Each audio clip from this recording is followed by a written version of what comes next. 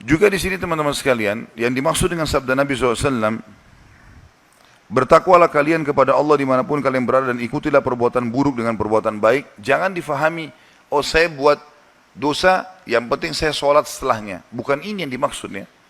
Bukan itu makna daripada hadis ini.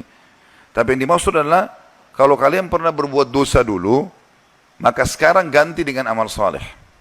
Sekarang saatnya hijrah, berbuat kebaikan-kebaikan, ya, kepatuhan kepada Sang Pencipta Allah. Dan juga supaya bisa lancar itu, berbuat ibadah yang akan kita tersibukkan sisa umur dengannya.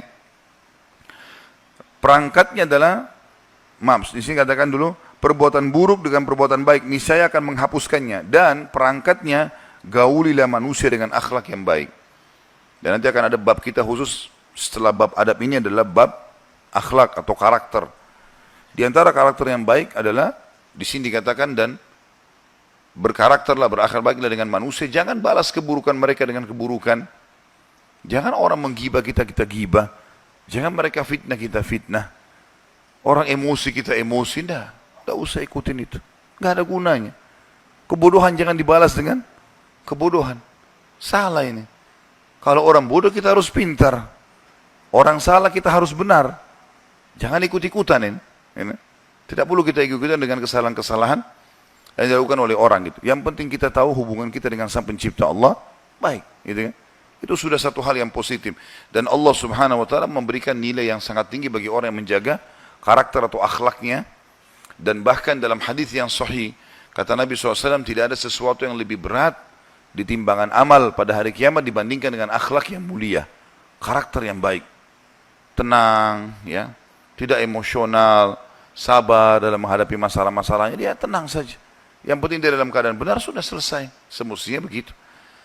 Dan ini paling berat di timbangan amal pada hari kiamat. Dan Nabi SAW mengatakan dalam hadis yang sudah sering kita sebutkan, saya akan menjadi pemimpin di tingkat pertama surga, ada satu kem istana, saya juga punya istana di situ. Kata Nabi SAW, saya pemimpin di situ bagi orang yang meninggalkan dusta walaupun bercanda. Bercanda pun nggak boleh bohong. Dapat istana di surga. Dan saya akan jadi pemimpin di tengah-tengah surga. Di tengah-tengah surga ada istana lagi di sana, ada kem istana. Saya juga punya di situ istana.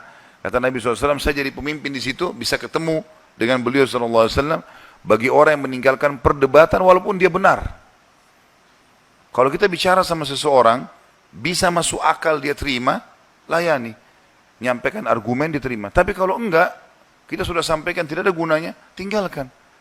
Kata Nabi SAW, akan dikasih istana di surga ya, bagi orang yang meninggalkan perdebatan walaupun dia benar. Kalau sudah disampaikan, tidak mau dengar, ya sudahlah. Tidak ada gunanya, jangan habisin waktu di situ. Tidak ada gunanya sama sekali. Dan saya, kata Nabi SAW, pemimpin di tingkat tertinggi surga, ada kem istana, juga punya, dapat saya pemimpin dan juga kalian akan dapat di situ, bagi orang yang menyempurnakan akhlaknya, atau memiliki karakter yang baik. Santun, baik. Dan salah satu puncak daripada akhlak yang baik adalah tidak membalas keburukan dengan keburukan. Orang gunjing, jangan kita gunjing, salah. Ada orang rumah tangga, pasangannya selingkuh, dia juga selingkuh. Dua-dua berdosa. Hah? Kenapa harus balas dengan itu? Kita masing-masing individu berhubungan dengan Sang Pencipta Allah. Target seorang mukmin, Bapak Ibu sekalian, bukan manusia. Jangan manusia, terlalu kecil kalau target kita manusia itu. Terlalu kecil itu. Supaya dipuji oleh mereka, kecil sekali itu. Kalau targetnya langit, Allah Sang Pencipta, maka berbeda, akan meluas kemana-mana, gitu kan. Allah Subhanahu wa Ta'ala akan berikan berkah dalam hidupnya. Jadi jangan targetnya manusia, makanya dilarang riya. Jangan ibadah untuk manusia karena kecil sekali. Perindah sholatnya, perlama doanya, ngerasin suaranya, sedekahnya dikeluarin banyak, hanya karena mau dipuji oleh manusia. Kecil sekali. Kalau dia targetnya Allah, maka Allah akan berikan pahala yang besar, berkah hidupnya. Mungkin saja dengan 2 rakaat dia sholat baik, Allah SWT ampuni segala dosanya. Gitu kan? Jadi harusnya kita fahami masalah ini disebutkan dalam salah satu kisah dinukil dalam buku-buku buku ulama tentang masalah kisah orang-orang saleh. Istri Harun al-Rashid, salah satu khalifah Abbasi, terkenal suami istri suka sedekah.